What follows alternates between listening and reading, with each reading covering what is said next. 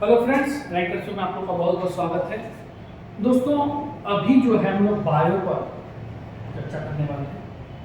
खासतौर पर देखिएगा कि अभी जो बीपीएससी एग्जाम आयोजित होने वाली है उसमें हम लोग बात भी किए थे कि साइंस जो इम्पोर्टेंट टॉपिक होता है, आप साइंस में सबसे ज़्यादा इम्पोर्टेंट जो है आपको बायो से प्रश्न रहेंगे। उसके बाद फिजिक्स और केमिस्ट्री का स्थान। बायो एक ऐसा सेगमेंट है जहां से आप श्योर कह सकते हैं कि अगर बनाते हैं तो 8 से 10 क्वेश्चन आपका निश्चित तौर पर सही हो जाएगा। बहुत ज़्यादा कठिन होता भी नहीं है, क्योंकि हमारे बॉडी का पार्ट है, तो बस इसको इंटरेस्ट लेके पढ़ने का प्रयास कीजिए, बहुत अच्छा लगता है। कुछ जो इंपॉर्टेंट टॉपिक है, क्योंकि सभी तो पढ़ाना संभव है नहीं, तो स्केचिंग पत्ती पर कुछ चीज़ें लेकर आया हूँ, जिसमें हम लोग 2 से 3 दिन के अंदर पूरा का पूरा बायो बेहतर तरीके से कर लेंगे। 2 दिन उम्मीद रखते हैं, 2 से 3 दिन, फिर उसके बाद 2 दिन फिजिक्स, 2 दिन केमिस्ट्री, इस तरह से करते हुए 8, 7, 8, 5, 6 दिन, 3, 2, 5, 2, 7 दिन कोशिश रहेगी 5 से 7 दिन के अंदर सब समाप्त कर दिया जाए। तो आइए स्टार्ट करते हैं। सबसे पहले कि बायो है क्या। दोस्तों, बायो जो है वो 2 शब्दों से मिलकर बना है, बायोस और लोगिया। बायोस का अर्थ होता है जीवन और लोगिया का अर्थ होता है अध्ययन। इस प्रकार देखते हैं कि बायो का जो अर्थ हुआ वह है जीवन का अध्ययन। इसमें हम लोग जीवन के बारे में, सजीव वस्तुओं के बारे में पढ़ाई करते हैं। दोस्तों, जीव विज्ञान को विज्ञान की एक शाखा के रूप में स्थापित करने का जो श्रेय है वह अरस्तु को जाता है। यही कारण है कि अरस्तु को फादर ऑफ बायोलॉजी या लाइफ साइंस कहा जाता है। लेकिन जीव विज्ञान शब्द का सर्वप्रथम प्रयोग जो है उन्होंने लैमार्क एवं ट्रेवेंस ने किया था। ये पूछा हुआ क्वेश्चन है।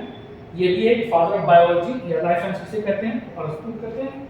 और बायोलॉजी शब्द या फिर जीव विज्ञान शब्द का प्रथम प्रयोग किसने किया था, लैमार्क और ट्रेवेंस ने किया था। तो ये पूछा हुआ क्वेश्चन है। आगे चलकर देखते हैं कि बायोलॉजी के अंतर्गत विभाजन क्या होता है। इनको 2 शाखाओं में मोटे तौर पर, जिसमें एक हो गया बॉटनी और दूसरा है जूलॉजी। बॉटनी में वनस्पति विज्ञान से संबंधित जानकारी हासिल करेंगे, तो बायोलॉजी में प्राणी विज्ञान या जंतु विज्ञान भी कहा गया है, तो जंतु विज्ञान से संबंधित। और वनस्पति विज्ञान के जो फादर है, जिसे फादर ऑफ बॉटनी कहा जाता है, थियोफ्रेस्टस कहा जाता है। थियोफ्रेस्टस को फादर ऑफ बॉटनी कहा जाता है, जबकि अरस्तु को फादर ऑफ जियोलॉजी कहा जाता है। तो ये रहा दोस्तों इंपॉर्टेंट कि आगे चलकर बॉटनी और जियोलॉजी में कैसे विभाजन होता है। फिर हम लोग देखते हैं कि जैव विकास के बारे में भी प्रश्न पूछा जाता है। जैव विकास उत्पत्ति कब हुई, कैसे। इसमें सबसे पहले देखते हैं कि पृथ्वी की उत्पत्ति कब होती है। तो पृथ्वी की उत्पत्ति अनुमानतः 4.6 अरब वर्ष पूर्व माना गया है, पृथ्वी की उत्पत्ति हुई थी।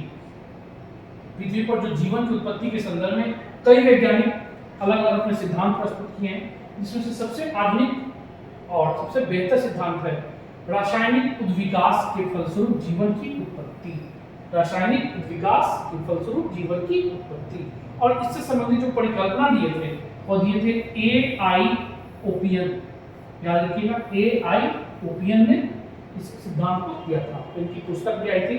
ये पूछा हुआ क्वेश्चन है कि पुस्तक द ओरिजिन ऑफ लाइफ किसकी रचना है, ओपियन की रचना है, द ओरिजिन ऑफ लाइफ। तो ये जैव विकास के अंदर देखते हैं दोस्तों कि एक लैमार्कवाद आया था।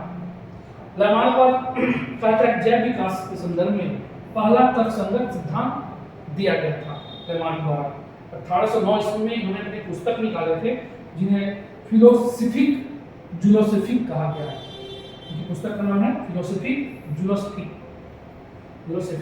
ठीक है। और इनका जो सिद्धांत दिया गया था उसे लैमार्कवाद कहा गया। लैमार्कवाद या लैमार्क का उपाजित लक्षणों की वंशागति का सिद्धांत, ठीक है। लैमार्क का उपाजित लक्षणों की वंशागति का सिद्धांत, ये सिद्धांत लैमार्कवाद द्वारा दिया गया था। फिर आगे चलकर डार्विनवाद सिद्धांत आता है। इस सिद्धांत में विकास की प्रक्रिया के लिए प्राकृतिक चुनाव का सिद्धांत दिया गया था। याद रखिएगा, प्राकृतिक चुनाव का सिद्धांत किसके द्वारा दिया गया था, डार्विनवाद के द्वारा। डार्विन ने ही 1859 ईस्वी में अपनी पुस्तक निकाले थे। उनका बुक का नाम था origin of species, origin of species. याद रखिएगा, डार्विन, लैमार्कवाद और उससे पहले आपका आया था ओपियन, ये सिद्धांत को। आगे चलकर देखते हैं कि वर्ग की से भी एक क्वेश्चन रहता है। सबसे पहले कैरोलस लिनियस ने जीव जातियों के नामकरण के लिए द्विनाम पद्धति को अपनाया था। इसलिए इन्हें आधुनिक वर्गीकरण का पिता कहा गया है। कैरोलस लिनियस को आधुनिक वर्गीकरण का पिता कहा जाता है। इनकी पुस्तक थी फिलोसोफिया बोटेनिका, याद रखिएगा, फिलोसोफिया बोटेनिका लिनियस का बुक था। इन्होंने जो पूरे जीवों को वर्गीकरण किया गया था, इसके बाद देखते हैं जीवों का वर्तमान जो मान्य वर्गीकरण है, इसको सबसे पहले देखते एक R.H. हटेकर ने दिया था। R.H. हटेकर ने वर्तमान वर्गीकरण का सिद्धांत दिया था, और जिसमें समस्त जीवों को 5 जगत में विभाजित किया गया था। और ये था मोनेरा, प्रोटिस्टा, कवक, पादप, जंतु। ये 5 अलग अलग जगत थे जिसमें सभी जीव प्राणियों को शामिल किया गया था। अब थोड़ा बहुत इंपॉर्टेंट एक आध लाइन है, उसमें आते हैं। मोनेरा क्या है? इसके अंतर्गत प्रोकैरियोटिक जीवों को रखा जाता है, ठीक है।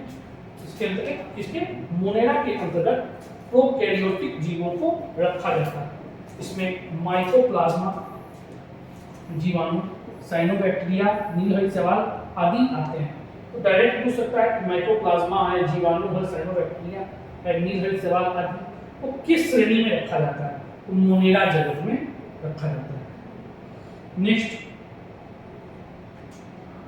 प्रोटिस्टा जगत के अंतर्गत भी एक कोशिकीय जीव को रखा जाता है, जिसमें मुख्य रूप से देखा जाए तो यूकैरियोटिक जीव जो होते हैं उन्हें रखा जाता है, और यह प्रायः जलीय जीव, ठीक है। इसके अंतर्गत जो एग्जाम्पल है प्रोटिस्टा के अंतर्गत, वह है शैवाल, प्रोटोजोआ। शैवाल के अध्ययन को, विशेष रूप से शैवाल के अध्ययन को फाइकोलॉजी कहा जाता है। यह भी इंपॉर्टेंट है और पूछा हुआ क्वेश्चन है। फाइकोलॉजी इसके अध्ययन को कहते हैं, शैवाल के अध्ययन को कहते हैं। और ये पूरे शैवाल को 2 प्रकार के जीवन पद्धति के आधार पर विभाजित किया गया है। एक वैसे जो सूर्य के प्रकाश में विकसित होते हैं, और दूसरा जो सूर्य के प्रकाश के अभाव में विकसित होते हैं। जो प्रकाश के प्रभाव में भी होते हैं उन्हें स्वपोषित कहा गया है, क्योंकि इनका अपना भोजन तैयार करते हैं, पोषित होते हैं। और जो प्रकाश के अभाव में होते हैं उन्हें इतर पोषित कहा गया है, ठीक है। तो इस प्रकार सवाल देखें। एक और है दोस्तों कि पादप एवं जंतु के बीच स्थित युगलीना,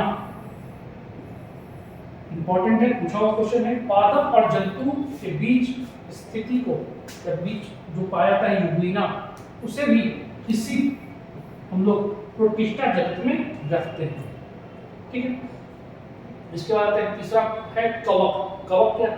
तो वैसे यूकैरियोटिक तथा परपोषित जीवधारी जिनका पोषण अवशोषण द्वारा होता है, मतलब किसी और पर आश्रित होकर जो अवशोषित करते हैं या उन पर आश्रित होते हैं, अवशोषण द्वारा इनका विकास होता है। इसलिए इन्हें परजीवी, परपोषी भी कहा गया है, इन्हें परपोषी कहा गया है। और इनकी जो कोशिका भित्ति है वो काइटिन की बनी होती है, ठीक है, काइटिन की बनी होती है। खमीर और मशरूम एक प्रकार के कवक ही हैं। तो मशरूम की सब्जी वगैरह देखे होंगे, तो खमीर और मशरूम एक प्रकार के कवक ही हैं। और कवक में ही एक है लाइकेन। लाइकेन मिश्रित जीव है जो कवक एवं शैवाल के बीच की कड़ी है। याद रखिएगा, कवक और शैवाल के बीच की कड़ी लाइकेन है, ठीक है। नेक्स्ट,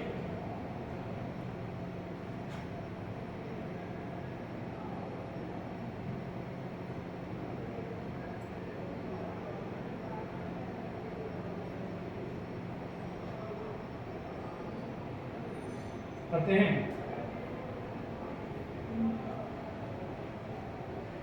पादप वर्ग। इसके अंतर्गत सभी रंगीन बहुकोशिकीय प्रकाश संश्लेषी उत्पादक जीव सम्मिलित किए जाते हैं पादप के अंतर्गत। इसमें है शैवाल है, मॉश है, पुष्पीय तथा अपुष्पीय बीज पौधे जो है वो पादप वर्ग में सम्मिलित किए जाते हैं। और आप लोग जानते भी हैं पादप वर्ग के बारे में, और जो इम्पोर्टेंट है वो लोग आगे चर्चा भी करेंगे पादप जगत में। अब है जंतु जगत। जंतु जगत में सभी बहुकोषीय जंतु समभोजी यूकेरियोटिक उपभोक्ता जीव सम्मिलित किए जाते हैं। इसे मेटाजोआ भी कहा जाता है। ठीक है, जंतु को जगत को मेटाजोआ भी कहा जाता है। इसमें सिर्फ देखते हैं हाइड्रा, जेलीफिश, कृमि, सितारा मछली, सरीसृप, उभयचर पक्षी, स्तनधारी जीव आते हैं। अब है इसी जंतु जगत को थोड़ा सा और चर्चा कर लेते हैं। दोस्तों, जंतु जगत के अंतर्गत देखा जाए तो सबसे अधिक जो जंतु है वह कीटों की संख्या है। ठीक है, सबसे अधिक कीटों की संख्या पाई जाती है जीव जगत के अंतर्गत। कई प्रकार के कीट देखते हैं। कीट जो है ऑर्थोपोडा संघ के अंतर्गत आता है। याद रखिएगा, इंपॉर्टेंट है। ऑर्थोपोडा संघ के अंतर्गत कीट आते हैं। कुल ज्ञात प्रजातियों के आधार पर देखा जाए तो जो जितने प्रजाति हैं उनमें लगभग 60% जो है ये ऑर्थोपोडा संघ से ही आते हैं। इस प्रकार देखते हैं कि कीटों की संख्या सबसे अधिक पाई जाती है। फिर सभी एक कोशिकीय जीव में जो जनन है, जनन प्रक्रिया वह अलैंगिक विधि द्वारा होती है। अमीबा एक ऐसा जीव है, एक कोशिकीय जीव जो द्विखंडन पद्धति के द्वारा अलग किया जाता है। उसका विभाजन के दौरान हम लोग इस पर चर्चा भी करेंगे। कोशिका जो है वो द्विखंडनीय विधि द्वारा कैसे होता है, अमीबा, इस पर। इसके अलावा दोस्तों जो इंपॉर्टेंट है टीक और टीक और माइट वास्तव में मकड़ी वंश से संबंधित हैं। तो पूछा हुआ क्वेश्चन है, मकड़ी वंश से संबंधित है टीक और माइट। कीट वर्ग के अंतर्गत आने वाले जंतु जो होते हैं उनमें 3 जोड़ी पैर या 6 पैर, या तो 3 जोड़ी हो या 6 पैर हो, ये दोनों पाए जाते हैं। या तो 3 जोड़ी पैर पाया जाएगा या 6 पैर पाया जाएगा।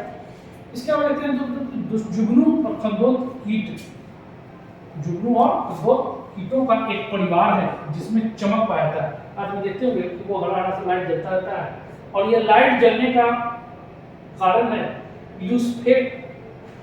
ल्यूसेफरेज एंजाइम पाया जाना। यही ल्यूसेफरेज एंजाइम के कारण चमक होती है, जो आपने रेडियो वगैरह पेपर देखते हैं, चमकता हुआ। इसके अलावा एक कीट में है मच्छर। मच्छर 2 प्रकार के होते हैं, नर मच्छर और मादा मच्छर। याद रखिएगा, जो नर मच्छर है वो फल फूलों का रस चूसते हैं, जबकि मादा मच्छर है जो खून चूसती है। जो मच्छर हम लोग काटता है वो मादा मच्छर ही होती है। इसके बाद इसी अंतर्गत एक है ऑक्टोपस। ऑक्टोपस एक प्रकार का से डेविल फिश भी कहा जाता है, और इसके सर पर देखिएगा कि 8 भुजाएं होती है।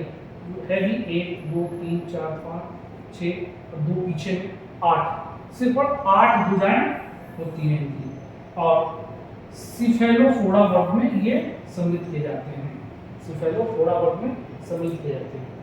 इसके बाद नेक्स्ट देखते हैं, यहाँ से है समतापी। जो कुछ जीव होते हैं जो समतापी होते हैं, और ये जीव जो शरीर का तापमान है वह वातावरण से प्रभावित ना होकर सदैव एक सा बना रहता है। जिसमें पक्षी या स्तनधारी वगैरह होते हैं, ये शरीर हमेशा तापमान एक जैसा बना रहता है। दूसरा है असमतापी। इसका तापमान प्रभावित होता रहता है, और ये जनरली देखेंगे कि मत्स्य, उभयचर, सरीसृप, तो जो जल और स्थल दोनों पे रहते हैं वो उनमें असमतापी गुण पाए जाते हैं। फिर कुछ होते हैं रात्रिचर। रात्रिचर में रात में जो भ्रमण करते हैं और ये रात में हमेशा सक्रिय रहते हैं। इसमें सबसे ज्यादा है मच्छर देखते हैं, चमगादड़ है, उल्लू है और कीवी है। याद रखिए दोस्तों, कीवी यूपीएससी में पूछा हुआ क्वेश्चन है। निम्नलिखित में से कौन सा रात्रिचर है? कीवी भी रात्रिचर है। इसके अलावा कुछ इंपॉर्टेंट है कि कुछ जंतुओं के नाम जो मछली जैसे मिलते जुलते तो हैं, लेकिन वास्तव में ये मछलियां नहीं होती है। कौन कौन है? जैसे जेलीफिश, ये जेलीफिश मछली नहीं होती है, बल्कि ये निडेरिए वर्ग में पाया जाता है। सितारा वर्ग में पाया जाने वाला इकाइनोडर्म सितारा मछली जो है। फिर उसके बाद सिल्वर मछली कीट वर्ग में है। कटल फिश मोलास्का वर्ग से है। हेग फिश साइक्लोस्टोमेटा है। डेविल फिश मोलस्का वर्ग से है। ग्रे फिश ऑर्थोपोडा वर्ग से। तो ये इंपॉर्टेंट है कुछ चीजें, बस इसको थोड़ा सा देख लीजिएगा क्योंकि लगातार प्रश्न में पूछ लिया जाता है। फटाफट आप देख लीजिए तो ये आपके पूरे हो जाएंगे। अब यहाँ तक जो इम्पोर्टेंट स्ट्रक्चर था वो बता दिया गया है। कल हम लोग स्टार्ट करेंगे सेल से। सेल से स्टार्ट करते हुए जो जो इंपॉर्टेंट चीजें हैं, सारा सिस्टम, बॉडी का जो सिस्टम है उस पर चर्चा किया जाएगा और एक आध 2 दिन के अंदर सिस्टम, सेल और यहाँ से लगभग आपके 7-8 क्वेश्चन हो जाएंगे। फिर कौन कौन सा बीमारी किस कारण से होता है वो जो भी इम्पोर्टेंट है, कोशिश रहेगी 2 से 3 दिनों में, आज मिलाकर तीसरा दिन होगा। बहुत 3 क्लास में, दिन नहीं क्लास बोलिए, हो सके दिन में 2 क्लास में हो जाए, तो 3 क्लास में पूरा का पूरा बायोलॉजी डिवीजन करवा दे। स्केचिंग में एक बार फटाफट इसको देख लीजिए, 15-20 मिनट का वीडियो होगा, फटाफट आपका रिवीजन हो जाएगा। ठीक है दोस्तों, हमारे पास प्रयास है आप लोग सहयोग और समन्वय बनाए रखें। Thank you.